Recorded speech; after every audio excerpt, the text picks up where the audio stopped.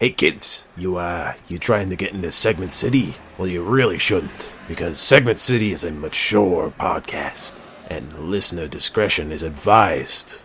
I'm just trying to look at. I know I'm in an alleyway. I know how I look, but I got some fireworks for you kids. I got snakes and I got sparklers. That's all I got. Oh, don't give me that.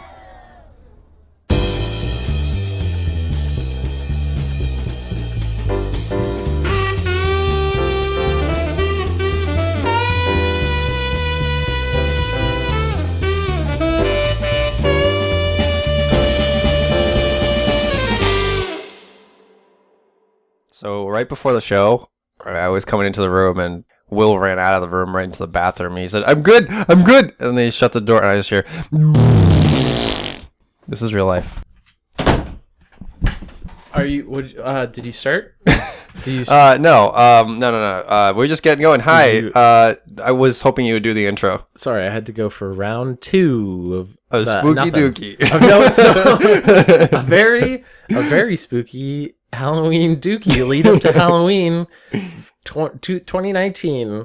Welcome everybody to the poop palace itself, Segment City, the toilet kingdom of Segment City. My name is Will Kane. I'm Theosopakos. And this is a show in which Theo and I produce segments each week, some of them recurring, some of them new. That's right. And we try to surprise each other with what we aim to surprise and excite.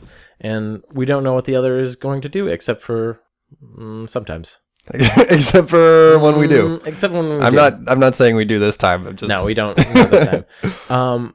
So, Thea, let me start off with Will's spooky thought. Ooh, we're not even doing it's not even Halloween, Will. It's the lead up. It's the week before Halloween. We did the math. On the Halloween. We're doing the Halloween train. We finally did the math of when things are going to come out. So we'll have accurately timed holiday episodes. Mm-hmm. All right. So here's Will's spooky thought. Being murdered by someone, terrible. Being killed and cannibalized, even worse. Yeah. But the worst is being killed and then being put into the oven, and they forget that they put you into the oven, and your meat dries out or burns, and they have to throw you away like burnt turkey dinner. No. Oh God. That's the worst parts of being eaten. Yep. And being your body being killed, terrible. Being cannibalized, terrible. Your body being chopped up and put in the trash, terrible. Imagine the disappointment on everybody. Just even the killers aren't satisfied. The killer isn't satisfied. They're not getting a good meal. Right. You're not satisfying. You're dead. You're dead. Also, it's like a weird part of me is like, and my meat's not going to a good. Like you didn't even use it. Like you being burned alive. Terrible. I would be if they did it on purpose. If they burnt my remains on purpose, I'd be like, you know what? You're a careful criminal. Right. All right. If they were consciously But the fact they killed me for my meat. And then they fucked that up. They fucked it up. Makes me mad. Or they killed you for your meat and they didn't even bother to season you. Oh God, terrible. That'd be if they were just like, it's bland. They taste very we gotta kill another person. This is not living up to the hype. I heard a story online that you can if you want to eat another person, you could ask a person and they could give you that's legal. Somebody did that. Wait, but aren't they you went on Craigslist and they're like, oh, I want to eat a part of a person. They're like, okay, you're not allowed to sell that person part of yourself though, because that gets into organ transplants, selling your organs. You're not allowed to do that. You're not allowed to do that. Right. But I think I think he was getting it removed anyway. It was and he wanted to eat it. Was it a tumor? I think they were it wasn't very good. Is it Final Fantasy VII where they have the cysty pigs? What? Or which Final Fantasy is it? I don't know. There's a video game in which they have the cysty pigs where the cysty pig where they purposely genetically modify the animals so that they grow tumors, and then they cut off the tumors and eat them. What? Because it's meat, so you don't have to kill the animal. You can just eat it. Here's the thing: if you eat a piece of cancer, you're not going to get cancer. Is that good for you? No, but is it good meat? I feel like it's not. I'm looking up cysty pig. Oh God! Everyone hold while we look up fucking cysty pig. Maybe I'm just making this up. You might be actually making this up. Maybe I just made this up. You fucking idiot! What? I think you're thinking of Roadhog from Overwatch. I don't know. I can't find it. Maybe I just made it up. I'm reading this. Holy shit. Okay, maybe I just made this up. Listeners, if I didn't make this up, please write in. Yeah, confirm I'm not insane. segmentcitypodcast@gmail.com. Anyways, sorry. I derailed us. We were not even on rails anyway, so it was fine. I think we're good. We were off rails. I think we're off rails. So it's just terrible spooky thought. Just terrible spooky Just thought. a terrible that's like the worst thing I could imagine. But anyway, Wow. that was my opening segment. Theo, do you have a spooky It's not Halloween, Will. Lead up to Halloween. No. We've reversed. It's not like you have the 12 days of Halloween. Last episode, you were like, it's almost hell. You're like, I'm going to guess that it's Halloween, and now I'm like, it's going to be Halloween, and you're like, it's not. Yeah, but you're blowing your load before we actually get to Halloween. Yeah. Well, I have a lot planned for Halloween. Oh shit. Hey, I have a philosophical question for you. Ooh. So imagine you, William Kane, Yes. went and got and adopted a dog. Or Yes. bought yourself a dog. Yes. You love this puppy. This love puppy's him. great. You have this dog for Chester. several years. Mm-hmm. One day you take your dog to the vet to get a checkup. Mm-hmm. And And then the it's vet- killed and cooked, and then they dry out the meat. Yes. Gross. Would you eat it? Would you eat it? No. Okay, that wasn't I would my not actual eat my question. dog. The vet reveals to you that the entire time this dog has been a robot. Do you still love that dog?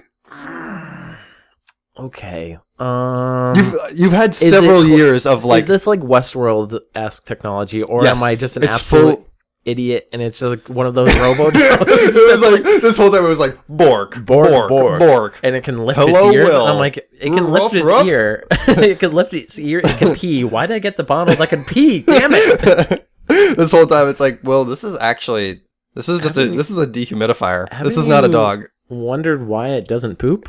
I thought it was just a very good I thought dog. he was really well trained. I thought I did a really good I idea. thought he did the right thing, which was to eat all of his poop before I could see it. Oh my god, you're nasty, fucked up. You are nasty. I'm nasty. What I still love that dog. It's Westworld technology, but at the end of the day, that dog was programmed to love whoever bought it. Aren't all dogs programmed to love whoever bought it? Dude, we're getting deep here. We're getting real deep. I think I would enjoy it. I think it would go, the fact that I didn't know for so long made it real to me. Yeah. It's all in our head. That's the whole point of Westworld, is it's all in our head. And same with like Blade Runner 2049, because there's that quote from Blade Runner where Harrison Ford has a dog and Ryan Gosling's character is like, is that a real dog or not? And he's like, ask the dog. I don't know. Like it doesn't matter. Like in reality, it doesn't matter. That's a good thought. Because I love that dog, and it's a good dog. Also, if it could start speaking, that would be great. No, it's just a dog. Oh, okay. Well, ask the dog to speak. Bork, bork. Bork, bork. Bork, bork. Hello, father. Hello to father. I love you. Come, run away with me. Walk me, father. Walk me. Okay, I'm going to do an impromptu segment. Yeah.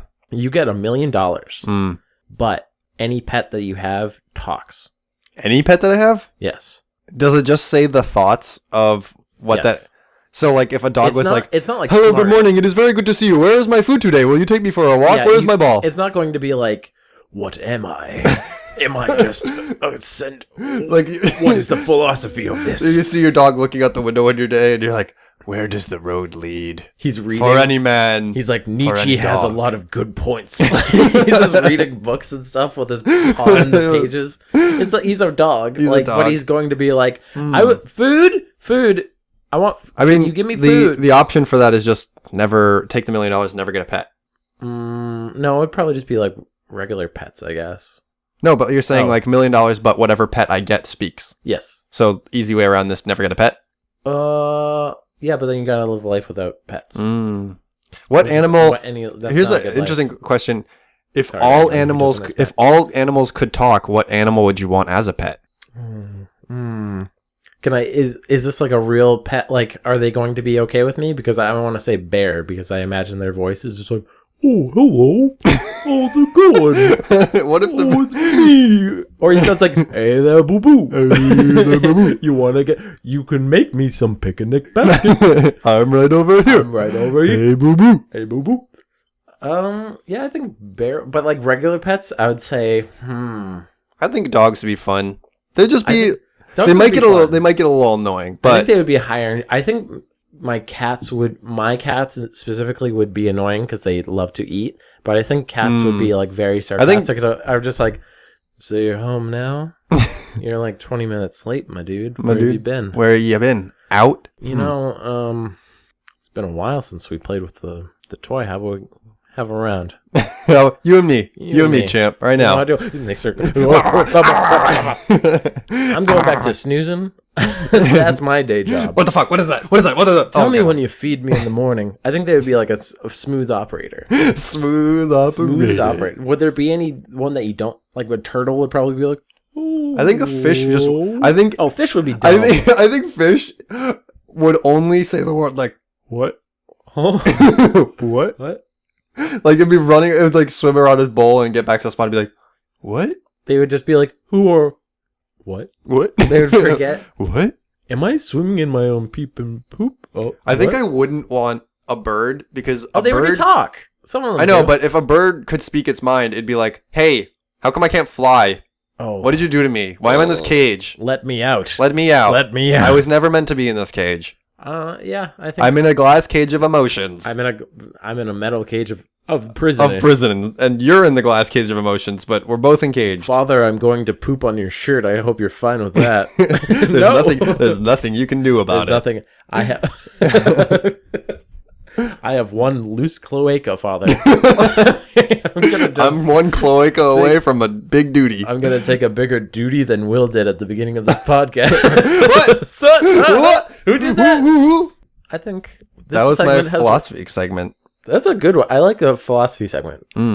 Wasn't Laura was like, you guys should do philosophy, and we're like, we're not. This one smart was enough. this was actually a conversation that Laura and I had, and I was like, wait, You're gonna save it. I'm gonna save it. Yeah, put a pin in it. that. Yeah, thanks, Laura. So Theo, it's time for us to get into a little bit of fantasy. This sounds like it's gonna be Amazon erotica, but it's gonna be actually like on the opposite end of the spectrum. This is gonna be a new segment, I guess. It's like New segment. I guess it's game design segment. Okay. I've been playing the game World of Warcraft Classic that came out recently in our time. it's well, a not that classic. recently. It's been out for a few weeks now. And I've actually been having a lot of fun with it. Nice. I've been playing World of Warcraft since like vanilla, like end of vanilla. Since before it was cool. Before it was cool. So like the early days of World of Warcraft, I've been playing it for a while. I stopped playing when they came out with the expansion Cataclysm because I just it ran its course. Sure. I just wasn't. A lot of my friends stopped playing, so I decided to stop playing. But it's a super interesting thing that they came out with World of Warcraft Classic and the kind of design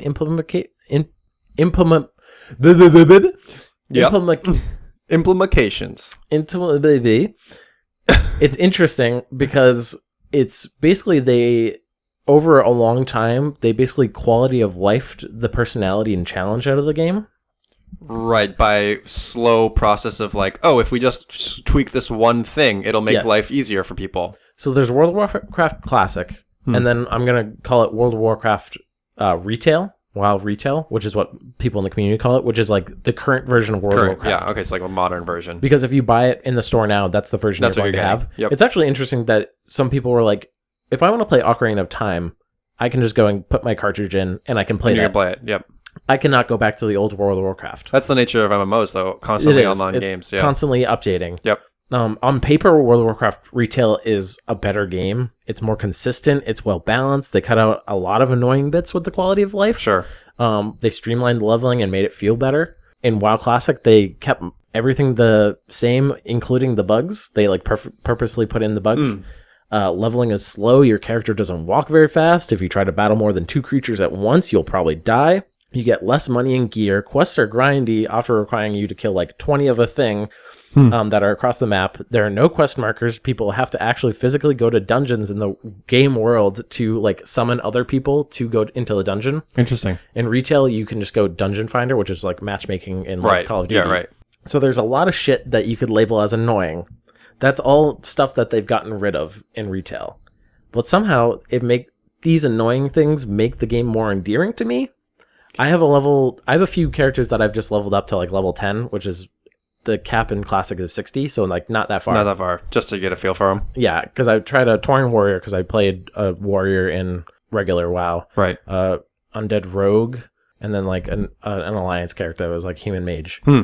And somehow your character levels and walks slowly, so you really get to know the areas because like the quests take you because you basically don't get to fast travel. Yeah, you don't get to like you don't have a mount, you don't have anything. So you have to like go and walk everywhere. So you're like, oh, I kind of get. Plus, it's slower, so you're just like in the place for a longer time. Right. Battles feel risky, and you have to keep your eyes on respawning mobs. Whereas in the retail, you can just kill as many as you want. Like unless you're fighting 20 dudes, you're probably not going to be overwhelmed. Oh, okay. There's more than one fight that I barely scraped through, and it was like 2 dudes. Like it was like way harder. The money and gear you have feels more impactful because you get whatever you can get. Like grays, you're like, fuck yeah, I got a gray. This is better armor, and you get no money. No quest markers mean that you have to actually read the quests. You have to actually like you pay have attention to engage with the quests. Right, you can't just be like click, click, click, click. Okay, go to the arrow. You feel more invested in the world and the character because you spend more time with them, and the community has been great. There's actually, I was in the second area for Tauren, and bags in that game are like notoriously like you need bags just so you can carry more stuff. You don't have to go back to town as much. Sure. And there's just an undead start on the other continent, and he was just like chilling in the town center, and he's like, if you give me the materials, I'll make you a bag. And you're like, and so people were lining up in front of him, like in the game, like and in game had queuing. To talk to him, and he's like, "How many bags would you like?" And I was like, 2 bags, please. And it was like it was just like some guy. It was just some guy. He wasn't like an NPC. He was just a dude, and he's just playing a role in the world. Yeah, and so I bought amazing. some bags, and it benefited him because he got his profession skill up. Right. So like he was getting like a benefit, and I was like, this is capitalism work. And he's like, also tell other people about me, because your reputation actually means stuff on a server, because it's not like instanced, because they did that later because populations were dwindling on certain servers. Sure, so they started combining combining them. While retail feels really big, like you get to, I think the level cap is like 120 or 110 or something. I'm not caught up on retail at all. I just feel like it's a big empty like amusement park where the stuff is fun when you do it, but there's just like, you're sort of because by it's yourself. so many continents and so much stuff, even in the major cities, You're spending like, a lot of time walking between 5 stuff. people. Yeah. So it's just like a mind-numbing loop. Also, it doesn't feel as special when you fight things because you can fight like elite enemies by yourself, which in Classic you just can't. You have to party up, and I've been partying up with a lot of people just for like, I don't want to compete with you on these like mobs that spawn. Right. So let's just work together. I mean, the game, going back to like WoW Classic, it's not all great. It's blatantly broken at times. Everyone in retail, you have different specs that you can do. So you, like for druids, you could be like a protection, like a bear, and like tank for people, or you can heal, or you can do damage, and you're viable like doing all those things. In World of Warcraft Classic, if you want to raid and tank, you have to be a warrior. There's very everybody defined else roles. is just worse, like comparatively. So it's like you can't be anything, but also that kind of is neat. Like very defined role, yeah. Also, I'm probably not going to do dungeons just because I don't want to go to the places in the overworlds, just because I'm like, this is a lot of work. But I want to know what you think. I've been talking a lot about. I mean, so I have not played WoW at all ever. Yeah. But I didn't think you were going to as an artifact. As an artifact of game design, it's really interesting seeing how people have really gravitated back to it and seeing how much people are in love with it. Because I know several people who are like dumping tons of hours into it. I think I saw a statistic that if you play quote unquote casually, which to them is like 3 or 4 hours a day, it'll take you like 3 or 4 months to get to level 60. Right. Months. Yep. Like you have to put a big, like you just can't have multiple tunes, like, which is characters. It's craziness. There's a lot of content there, and I mean, I've heard that queue lengths are something like 6 hours to get into the game. They made it a lot better. They opened up more servers because they're like, we're astounded by the amount of people who wanted Classic, and I was like, you're full of shit, and you basically didn't want to turn on the servers until you knew for sure. I bet there was a part of the. I bet you the game devs. I bet you the devs knew how popular it was going to be. I bet you the business side didn't know how popular it was going to be. No, because the business side of the people who give them the thumbs up to turn on the servers, and I bet you the devs were like, we can see this coming from a mile away. Yeah, this is going to be really popular, and it is. It's like super. And on Twitch, I think it got in its first week, it was over 1 million. Yeah, it was crazy how much concurrence. I'm like, I'm into it. Like, I'm kind of like, the reason I don't think I'm going to stick with it, because the thing that I really enjoyed was a lot of my friends would play it, right? So and it's like a social my friends thing. haven't come back. Like, I would be like, do you see the new patch? Like what do you think about all these things? And like having arena teams and like cool shit. But I don't. So that's the reason why I'm probably not going to stay as long. But I'm like still going to stay longer than I do for retail. How much of your enjoyment do you think is fueled by nostalgia versus that's a question I thought you were gonna ask. Game design? I would say there is probably a big part of that is nostalgia. Like the human mage I'm making is purely because I want to do Goldshire and Westfall, which are like the two of the zones that I just really enjoyed when I initially played. Yep. And they're just like really neat. But I'm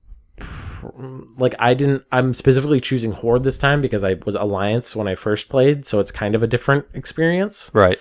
But yeah, I'm also trying to, like, I played Warrior, but now I'm like, I don't want to stick with my Warrior because they're just hard to level comparatively, because you have to charge into the places, and like you might just charge into a group of enemies. Like you can't pull things.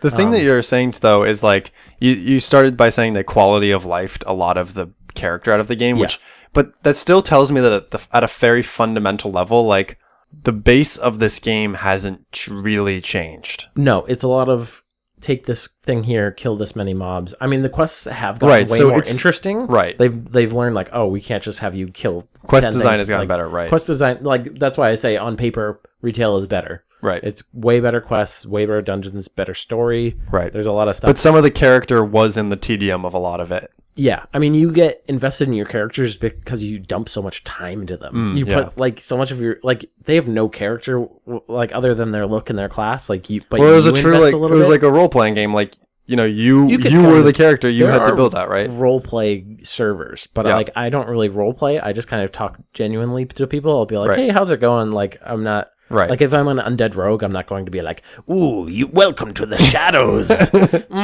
Welcome to your grave. Like, so Will is speaking in his normal tone of voice right now, listeners. Finally, the Crypt Keeper is back on his podcast. Welcome to Crypt Talk. This week on Crypt Talk, callers come in with your ghoul-related questions. We're going to be screaming on Twitch.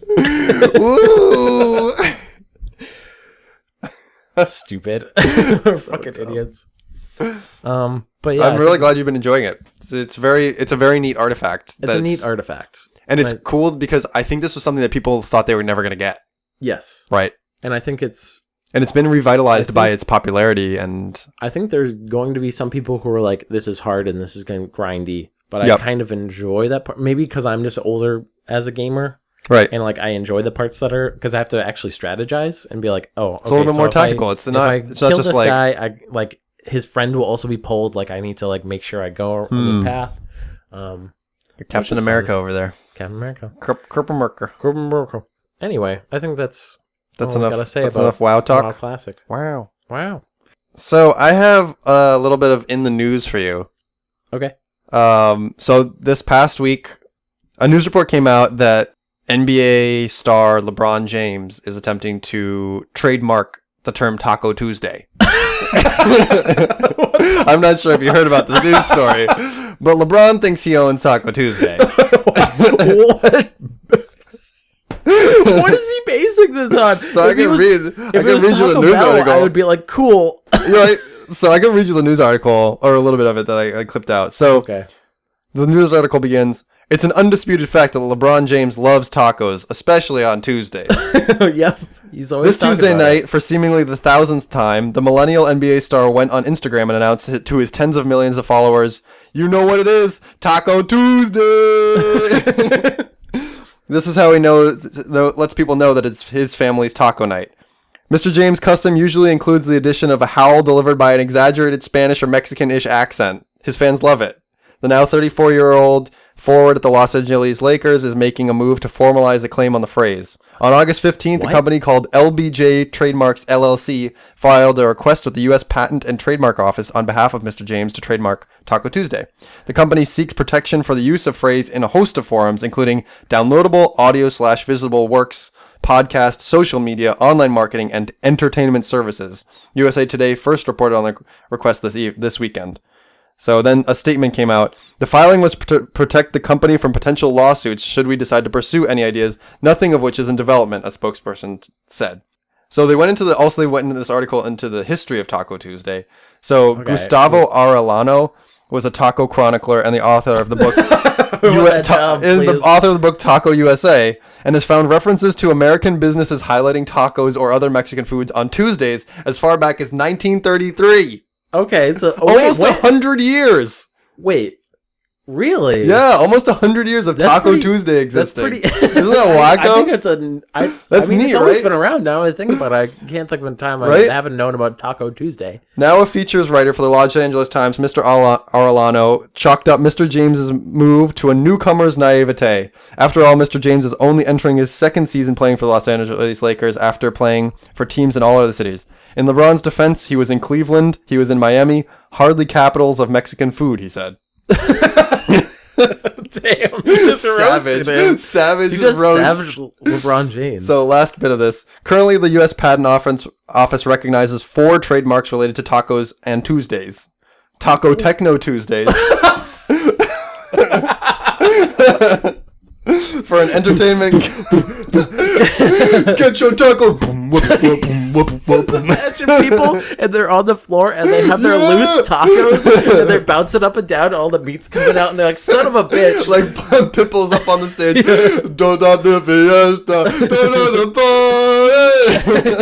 Everyone's going up and down and just throwing it everywhere. Ground beef all over the dance floor. It's slipping and sliding on salsa. Like they're gonna drop confetti, but instead it's just like shredded, like lettuce. Everyone's opening their mouth. They're getting in my taco. They also recognize Tuesdays were made for tacos at Rosa's for a restaurant in Fort Worth. Okay. Another for Taco Tuesday for the Gregory Hotel in Summers Point, New Jersey, applicable only in the state of New Jersey. Okay, wait, what? They have a patent? They have a patent on Taco Tuesdays, they're saying, but only in New Jersey. Can you get a state-by-state patent? Apparently. I thought they were just universal. And another trademark held by Taco John's. Taco John is applicable throughout the United States except New Jersey. Is that for Papa John's? Taco John's. Taco John's. It's his brother. He's not Papa, he's a taco. I'm Juan. Juan John. Juan John Silver. Papa Juan.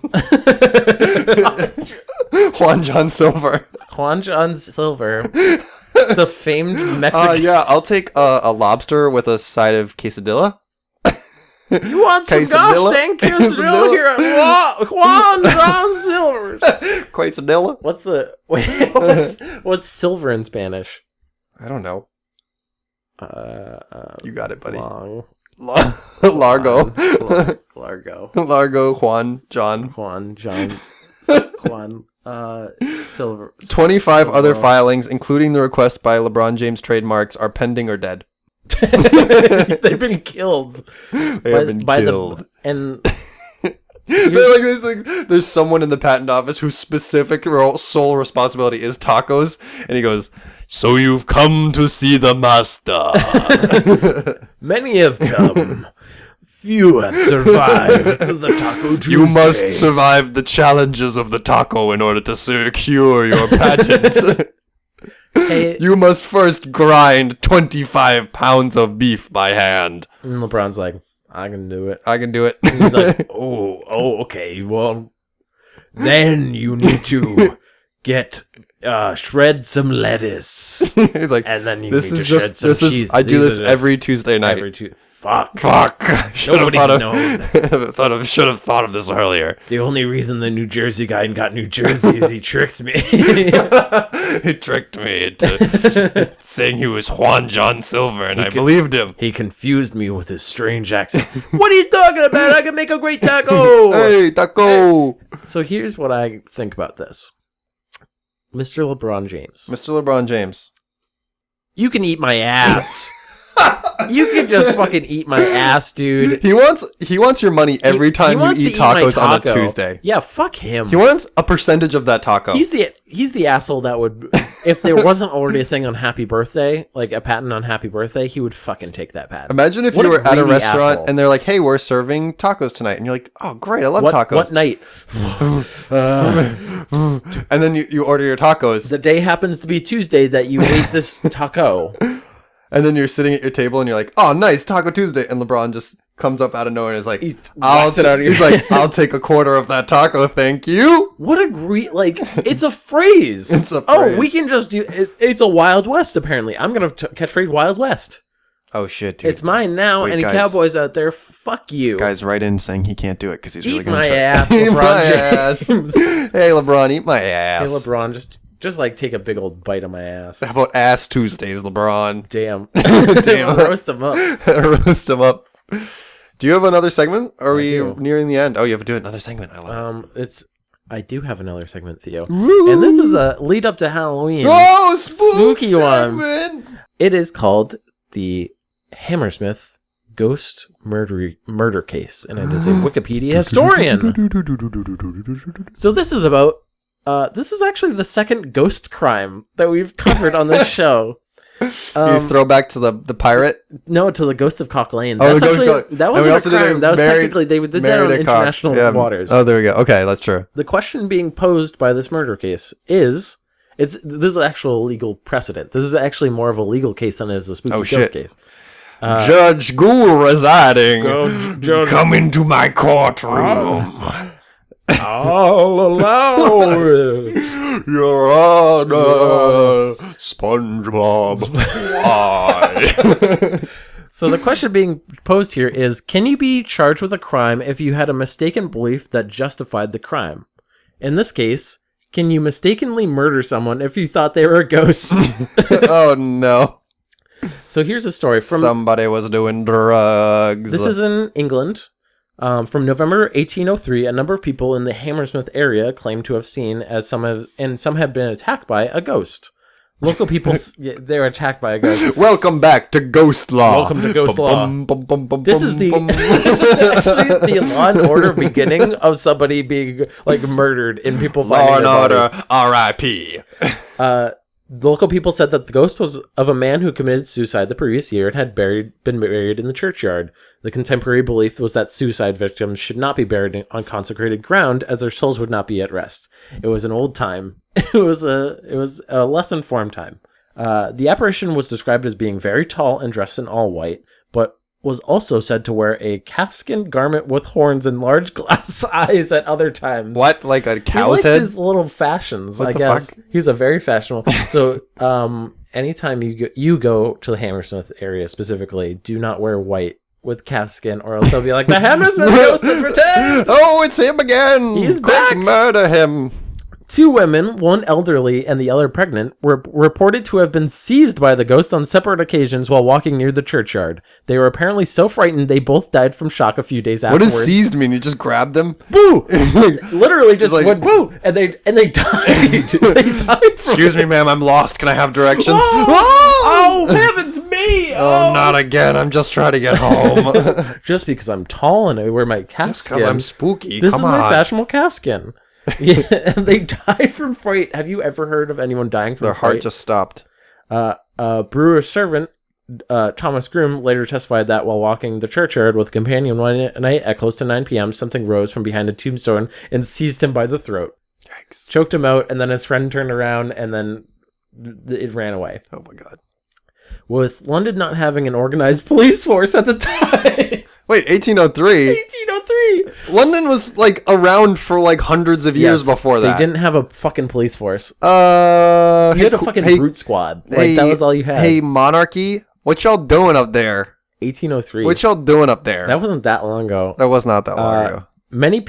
As they didn't have a police force, and as many people were very frightened, according to Gilder, a local watchman, several citizens formed armed patrols in hopes of apprehending the ghost. Don't go out tonight. Heard there's ghosts about. There's spirits of and I heard the police aren't out there now. We don't have that. Wait, no, get it. And then at the corner of Beaver Lane, While making his rounds around 10:30 on the 3rd of January, 1804, William Girdler, a night watchman... A night watchman. Okay, so that's not police, though. Nope, just a volunteer police. A volunteer deputy. Met one of the armed citizens patrolling the area, 29-year-old excise officer Francis Smith. Armed with a shotgun, Smith told Girdler that he was going to look for the supposed ghost. Girdler agreed that he would join Smith after he called the hour at 11, and would take the ghost if possible. They went their separate ways. Just past 11, Smith encountered Thomas Millwood, a bricklayer who was wearing the normal white clothing of his trade. Millwood had been heading home from a visit to his parents and sister, who lived in Bricklion Lane. According to Anne Millwood, the plasterer's sister, immediately after seeing her brother off, she heard Smith challenge him, saying, "Damn you! Who are you? And what are you? Damn you! I'll shoot you!" Oh my god! After which Smith shot him in the left of the lower jaw and killed him. Oh my god! Just because he was wearing white clothing? He just went, "Who are you?" and shot him immediately. The sister testifies in court and says, yeah, he just immediately shoots him. Oh my god. After hearing the shot, Girdler and Smith's neighbor, one John Locke, together with George Stowe, met Smith, who appeared very much agitated. Yeah, just fucking shot somebody. Damn it, that wasn't a ghost! That was just some guy. Upon seeing Millwood's body, the others advised Smith to return home. just go home. Just go home. You fucking idiot. Meanwhile, a constable arrived at the scene and took Smith into custody. My god. I don't know if he actually got home or if he just like arrived and was like, "You're in cuffs," but I can imagine just Smith doing the most British thing possible of like, he goes home and he's like, "Well, just waiting for the constables to show up and arrest me." I suppose I'll just sit here. Put your wrists out, young man. He puts them on. You're coming with me. Smith was tried for willful murder.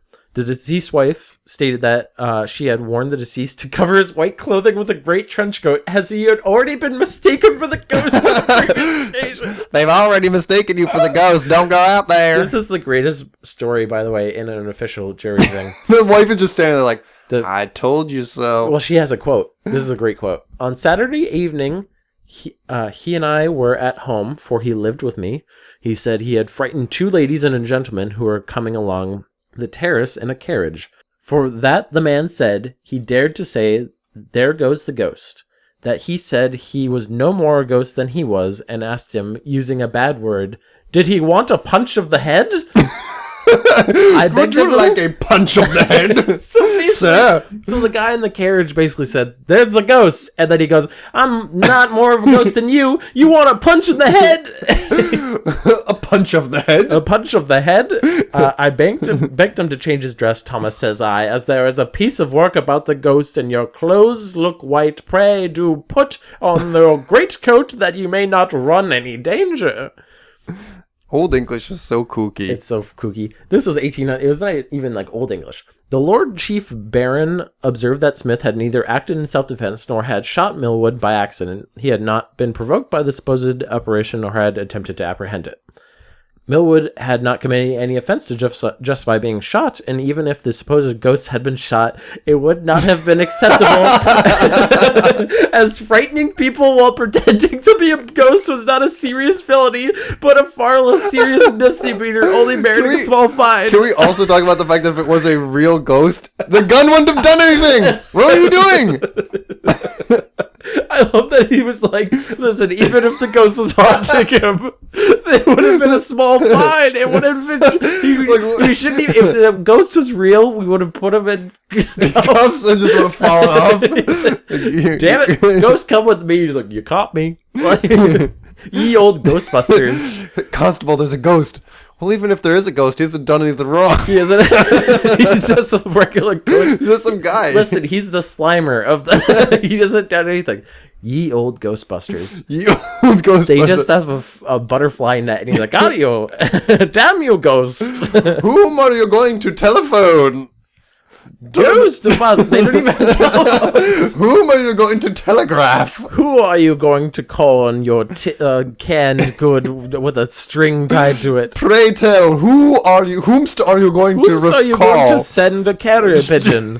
Ghostbusters. They'll the get busters here. of the ghosts. Old-timey Ghostbusters. All right. This fucking judge is a ghost. I mean, I guess he's the Ghostbuster. Smith he shot the ghost. But it wasn't a real ghost. It wasn't a real ghost. It was a man. Just a man. The jury wanted to return a verdict of manslaughter, but the judge told them the court could not receive such a verdict, and that they must find him either guilty of murder or acquit him. That Smith believed Millwood to be a ghost was irrelevant. The jury then returned a verdict of guilty. After passing the customary sentence of death, MacDonald stated his intent to report the case to the king, who had the power to commute the sentence. This was old-timey. I'm reporting you to the king. The Ghost King. The Ghost What? Oh, you shot my favorite buddy? You fuck. You must hang. You must must stay alive. The initial sentence of hanging in dissection was commuted to a year's hard labor. So he got off by the king. Oh my god. The huge publicity given to the case had meanwhile persuaded the true culprit to come forward. John Graham, an elderly shoemaker. He had been pretending to be a ghost by using a white sheet to frighten his apprentice. To frighten his apprentice? Like, this'll get him good. Who had been scaring the Graham children with ghost stories. Despite Graham having confessed there is no record, he was punished. Oh Maybe my god. he got a small fine. Because he hasn't done anything seriously wrong. This is a Scooby-Doo villain. Imagine you're like, all right, I'm going to scare Theo really good. And then you scare me, and then the next day someone gets shot over it. Like, oh shit. Oh shit, I got to come clean. This actually led to a legal precedent being set in 1984, which a man thought he saw a young man being assaulted in the street. Yep. Like the guy was dragging a young man. And so he punched the guy that was dragging the young man. But it turned out that the young man had robbed him. So that young man, so he was like, should I give this guy a sentence based on assaulting this other guy because who was in self-defense? He was doing the right thing by his own thoughts, but he was mistaken. Right. And they actually acquitted him for it. Yeah, so I think that's probably the right choice. Yeah, but I think there's a big leap between... Because they mentioned in the Wikipedia that this is the legal precedent that it led to, basically. But I feel like they're very different. I feel like there shouldn't be punching a dude. There shouldn't be a legal precedent for. Oh, I see. This is referenced by that. Yes. Oh yeah, that's a little weird. Yeah, it was like I don't even know why they mentioned. I guess it was like a similar case of like you have a mistaken belief. Should you be tried for a crime because based on that mistaken belief, you would be in the right. I guess shooting a the judge did say if you shot the real ghost, it wouldn't have been justified either. He hasn't done anything wrong. We shall call the proper authorities. The buster of the ghosts. the busteroonies of the ghosteroonies. The spectre slayers. We shall get you. We're coming after you. Very spooky. And you know what we're coming up to? Halloween, and also the end of Segment City. Thank you for listening to this episode of Segment City. Hopefully you found it spooky. It's been spooky. If you want to email us, contact us, give us comments, please hide in our closet with the sheet on and you could do that. Or you can email us at segmentcitypodcast@gmail.com. There it is. Hit up our Twitter, Segment City, or hit up our YouTube channel so you could view our content. We're also putting kind of like individual segments on there that should be up by the time this comes out if I'm not super lazy. Because we know it's hard to like send this to your friends because it's like some people get an hour-long podcast and it's like it's just funny guys talking about segments, and so send them the individual segments and then you can share, send them the spread best the love, and then also review us on iTunes. Do all those things. Share, comment. Give us some 5 stars if you like our stuff. That's how we get viewed, and we want to grow our fan base. That's right. One of our fans that I know listens to this is... You son of a bitch. You rat bastard. I do it every time. Rachel Robinson. Thank you, Rachel, so much for our intro music. She's wonderful. She has a podcast of her own called Create Loud. You can check her out wherever you got this podcast. And that's going to do it for us this week. Thanks for stopping in. Ooh, next week is going to be our Halloween spectacular. Listen to us next year. Ooh. And by next year, I mean next week, if you make it that long. Goodbye.